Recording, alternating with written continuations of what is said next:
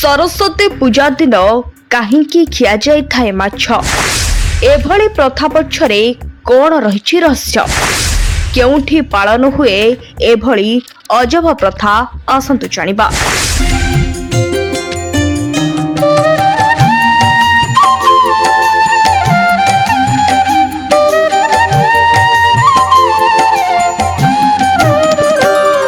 बसंत पंचमी दिन माछ खाइबार प्रथा बाबद आपण केउठी भी शुणी नथिबे। हाँ आज्ञा दर्शक बंधु, एभली एक अजब प्रथा एबे भी चलुछि। एक भिन्न प्रजातिर माछ जहाको प्रथमे रीतिनीति अनुଯାयी घर को स्वागत करा जाए, परे एक भिन्न प्रणाली रे रोषेई परे देवी पाखरे भोग लगा जाय थाए। परे परिवार रे बा अनुष्ठान रे समस्त प्रसाद भाबरे एही माछ को सेवन करिथांती।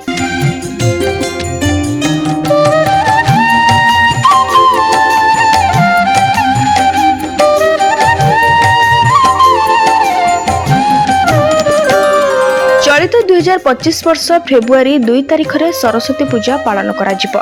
प्रतिवर्ष माघ मासर शुक्ल पक्ष रे देवी सरस्वती को पूजा करा जाय थाए। सनातन धर्म रे माता सरस्वती को उपासनार विशेष महत्व रही, कारण माता सरस्वती ज्ञानर देवता एवं ज्ञान जगतर अन्य समस्त विषय ठारू अधिक विवेचना करा जाय। छात्र छात्री माने प्रतिवर्ष एही दिन को उत्साह सह अपेक्षा करिथांती। समस्ते विभिन्न रंगर नुआ पोशाक पिंधि सजबाज होई देवी पूजा रे निजको मग्न करंती। सरस्वती पूजा दिन 6 प्रकार पनीपरिबा रांधि खाइबा नियम रहिछि। एही दिन सबु परिबा को मिसाई तरकारी करा जाय। बसंत पंचमी एवं हलदिया रंग मध्यरे एक दुर्लभ संजोग रहिछि। एही दिन मां सरस्वती को पूजा समय हलदिया फूल अर्पण करा जाय। बसंत पंचमी रे हलदिया रंगर पोशाक पिंधिबार मध्य विशेष महत्व रहिछि।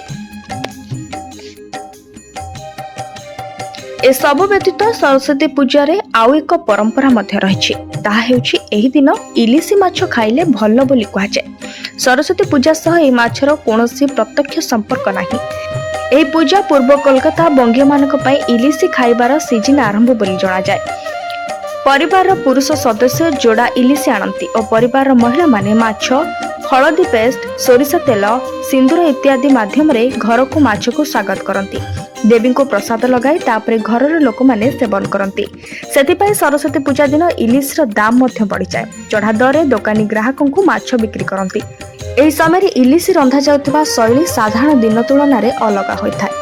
अक्टोबर रु फेब्रुआरी मध्य कोलकातार अधिकांश लोक इलिसी खाइबा को बारण करिथांती। दुर्गा पूजा परठु सेमाने खाइबा छाड़ी देइथांती। बसंत पंचमी रे पुणी खाइबा आरंभ करती।